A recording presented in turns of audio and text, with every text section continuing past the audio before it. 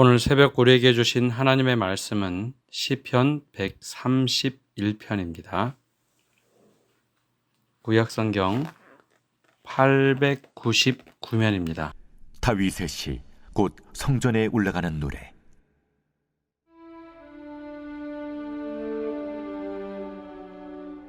여호와여, 내 마음이 교만하지 아니하고 내 눈이 오만하지 아니하오며 내가 큰 일과 감당하지 못할 놀라운 일을 하려고 힘쓰지 아니하나이다.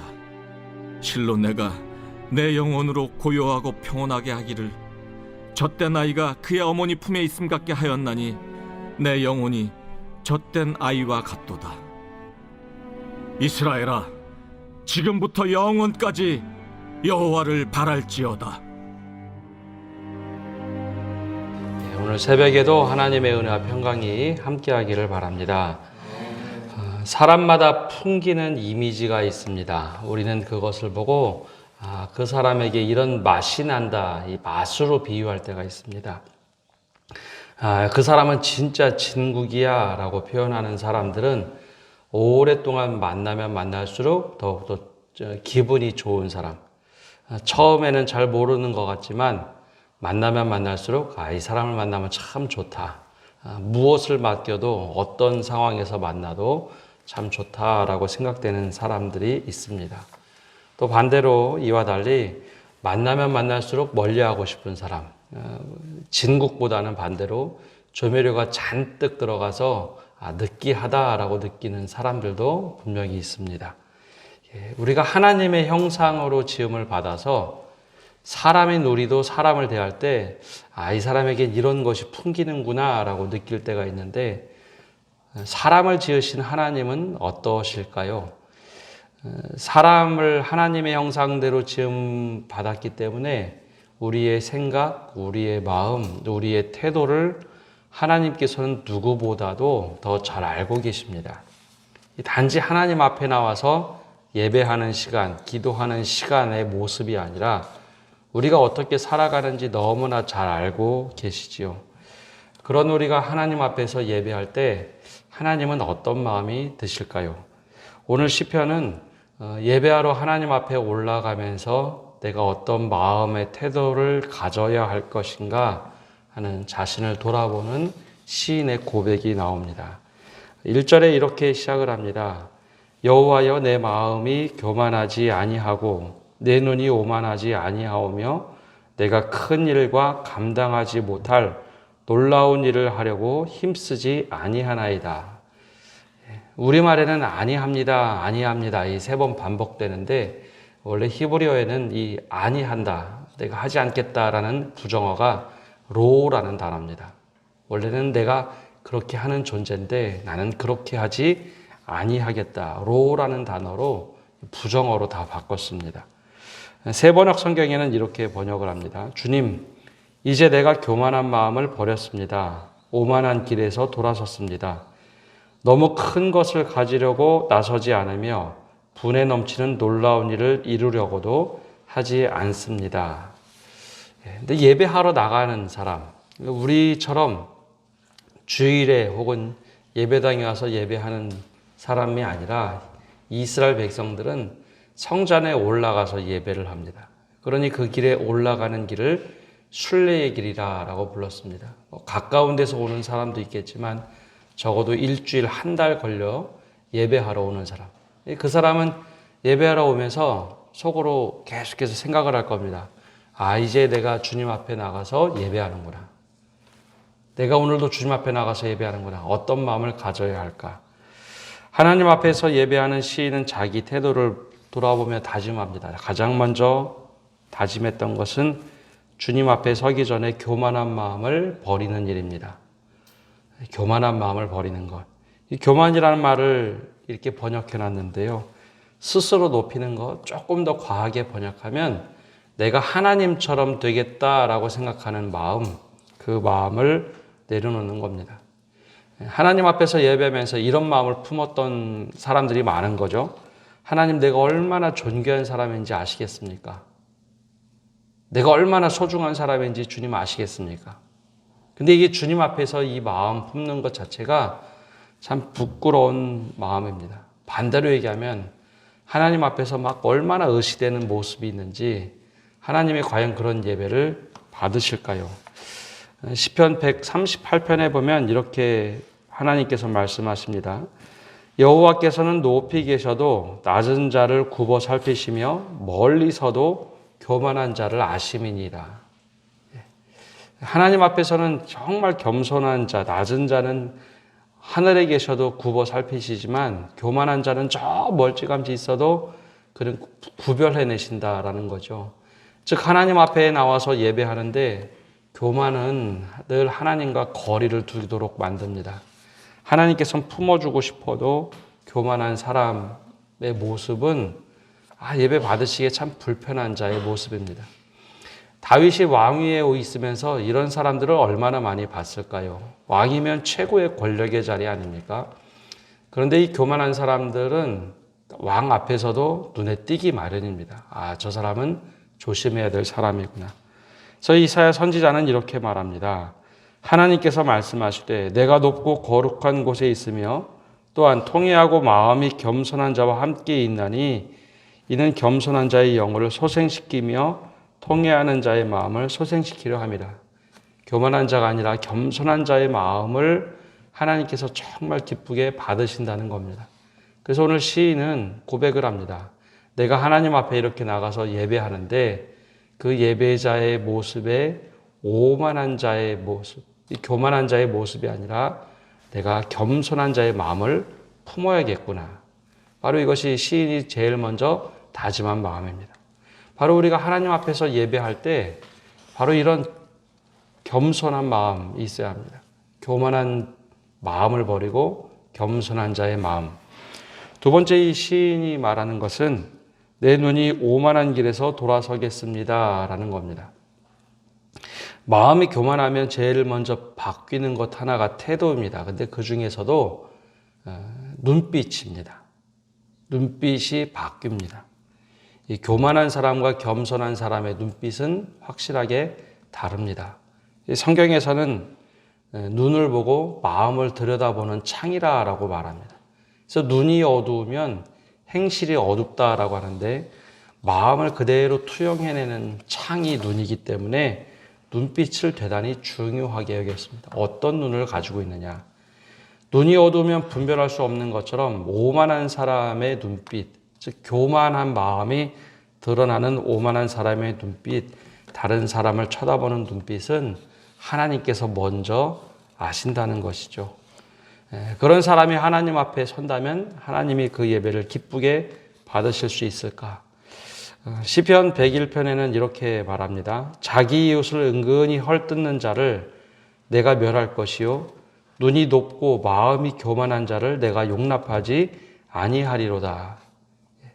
하나님 앞에 나와서 분명히 예배하는데 그 삶의 과정을 되게 중요시 여겼던 것이죠. 하나님께서는 예배자의 앞으로 나왔던 삶만 바라보시는 것이 아니라 일상을 바라보시는 분입니다. 그래서 이웃을 은근히 헐뜯는 자, 그리고 눈이 높고 마음이 교만한 자를 내가 용납하지 아니하겠다라는 말 속에는 예배자의 모습이 어떠해야 하는가, 삶이 어떠해야 하는가라는 것까지 포함해서 말씀하고 있습니다. 시인 오늘 이 말씀에 나오는 시를 다윗의 시라고 했는데요. 다윗이 직접 지었는지 혹은 다윗이 이 시를 집대성했는지 모르겠지만 분명한 것은 왕으로서 다윗이 살아가면서 사람들을 대하는 모습, 그 모습을 그대로 역으로 바꿔서 보면 하나님 앞에 나아가는 모습이 어때야 될까 스스로 깨닫는 것이죠. 그래서 내가 내 눈이 오만한 자의 모습에서 돌이키겠다. 즉 겸손하게 하나님 앞에 서겠다라는 고백을 하고 있습니다. 바로 이것이 우리의 예배의 모습, 하나님 앞에 나오는 모습이어야 합니다.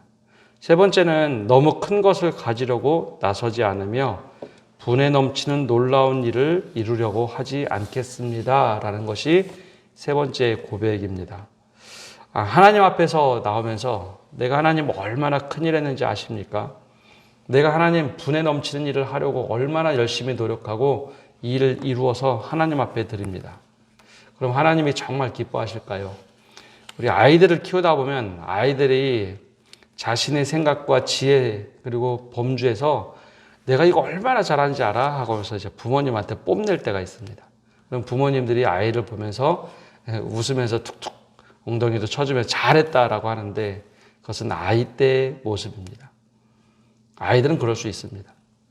근데 장년이 되어서 그 모습을 취한다면 어느 누구도 그 사람을 너 잘했다 하고 엉덩이를 쳐주지 않습니다.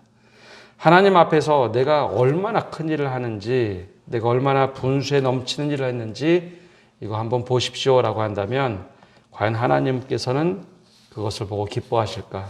그렇지 않다는 겁니다. 오히려 하나님 앞에는 교만한 모습, 오만한 모습을 다 내려놓고 나는 이것밖에 되지 않습니다 라는 모습이 더 필요합니다. 그래서 바울이 이렇게 얘기합니다. 서로 마음을 같이하여 높은 데 마음을 두지 말고 도리어 낮은 데 처하며 스스로 지혜 있는 채 하지 말라. 이것이 하나님 앞에서 우리가 가져야 할 태도입니다. 하나님께서 역사하셔서 내가 어떤 일을 감당하고 그 일을 내가 하는 것이지 내가 엄청난 일을 하려고 노력하면 할수록 내가 분수에 넘치는 일을 할 때 그때는 늘 사람들과 갈등을 일으키기 마련입니다. 그것이 정말 순리대로 되지 않는다면 그것은 늘 문제가 됩니다. 그런데 그러한 모습으로 하나님 앞에 예배하러 온다라는 것이 하나님께 과연 어떤 모습일까요? 오늘 이 시인은 하나님 앞에 예배하러 나가는 순례자입니다. 짧은 거리가 아니라 긴 거리를 순례하며 올라가며 스스로 얘기합니다. 아, 내가 교만한 사람이 되지 않아야겠구나. 내 마음이 교만하지 않아야 하나님께서 기쁘시게 받겠구나. 내 눈이 오만한 자의 자리에서 돌이켜야 되겠구나. 내가 큰 일을 이루었다고 하나님 앞에서 자랑하는 자, 혹은 내가 분수에 넘치는 일을 감당하려고 하는 모습을 버려야지 내가 하나님 앞에 제대로 설 수 있겠구나라는 고백을 하면서 예배의 처소로 올라가고 있습니다. 근데 예수님께서 이와 비슷한 이야기를 빗대서 한 일이 있습니다. 제자들에게 기도하러 온, 성전에 와서 기도하러 온 사람들 두 사람을 비교하며 말씀하신 것이 있습니다. 하나는 바리새인의 기도였고 하나는 세리의 기도입니다. 하나님께서 과연 어떤 기도를 받으실까 제자들에게 바라면서 이렇게 빗대서 이야기하셨죠. 바리새인이 와서 기도하는데 그의 모습은 좀 달랐습니다. 함께 사람들이 모여서 기도하는데 바리새인은 따로 떨어져 서서 기도합니다. 그리고 큰 소리로 이렇게 기도하죠. 하나님이여, 나는 다른 사람들 곧 토색, 불의, 간음하는 자들과 같지 아니하고 이 세리와도 같지 아니함을 감사하나이다. 나는 일해에 2번씩 금식하고 또 소득의 11조를 드리나이다. 그것이 바리새인의 기도였습니다. 내용만 보면은 자랑할 만한 기도죠. 근데 바로 옆에서 세리는 같이 서서 기도하는 것이 아니라 그도 멀리 떨어져서 이렇게 기도합니다. 감히 눈을 들어 하늘을 쳐다보지도 못하고 다만 가슴을 치며 이르되 하나님이여 불쌍히 여기소서. 그러면서 예수님께서 과연 하나님께서 누구의 기도를 들으실까 하는 질문을 제자들에게 던지죠. 오늘 시편 131편 1절하고 참 같은 말씀을 비유로 들으시지 않았나라는 생각을 하게 됩니다. 우리는 어떠한 모습으로 하나님 앞에 서며 어떠한 모습으로 일상을 살아가고 있습니까? 순례길에 올라서 하나님 만나러 가는 그 기쁜 시간에 이 시인은 다짐합니다. 내가 겸손해야겠다. 하나님 앞에 내가 어떤 모습으로 설까? 그리고 나서 그럼 구체적으로 하나님 앞에 어떤 모습으로 서는 것이 옳은 것인가? 시인은 이렇게 고백합니다. 2절에 실로 내가 내 영혼으로 고요하고 평온하게 하기를 젖된 아이가 그의 어머니 품에 있음 같게 하였나니 내 영혼이 젖된 아이와 같도다. 젖을 뗀 아이가 할 수 있는 것 아무것도 없죠. 걸음마 정도 할 겁니다. 아마 이제 고대 세계니까 아무것도 먹을 수 없으니 좀 걸어다니며 약간 뛰어다닐 수 있는 아이, 젖된 아이 같을 겁니다. 근데 그 아이가 할 수 있는 것은 어머니 품에 이렇게 푹 안겨 있으면서 고요한 가운데 평안함을 느끼는 것. 근데 존재 자체가 기쁨의 존재라는 것이죠. 하나님 앞에 나와서 예배하는 자의 모습이 이러해야 한다라고 시인은 고백합니다. 내가 어떤 대단히 자랑하고 뽐내고 그 모습이 아니라 젖된 아이처럼 고요하고 어머니 품속에 있을 때 평안한 모습, 그 모습이 내가 순례길을 오르면서 하나님 앞에 내가 예배할 때 이 모습을 갖게 해달라고 기도하는 겁니다. 내 삶이 그냥 하나님의 기쁨이 되게 해주십시오. 내 삶이 고요하고 평안한 가운데 하나님 품에 푹 안겨있는 그런 예배자가 되게 해주십시오. 그래서 여기 올라가는 길 동안 교만한 모습을 돌아보고 오만한 눈을 돌아보고 그리고 내가 큰일 하겠다고 했던 모든 거 다 내려놓고 하나님 앞에는 순수하게 단독자로 만나는 겁니다. 어떤 일 했다라고 얘기하는 게 아니라 순수하게 나를 하나님 만나 주십시오. 그 모습이 바로 이제 시인이 예배하러 올라가는 자의 모습이었습니다. 그래서 3절에는 그 결과 이렇게 고백하는 겁니다. 이스라엘아, 이제부터 영원히 오직 주님만을 의지하여라.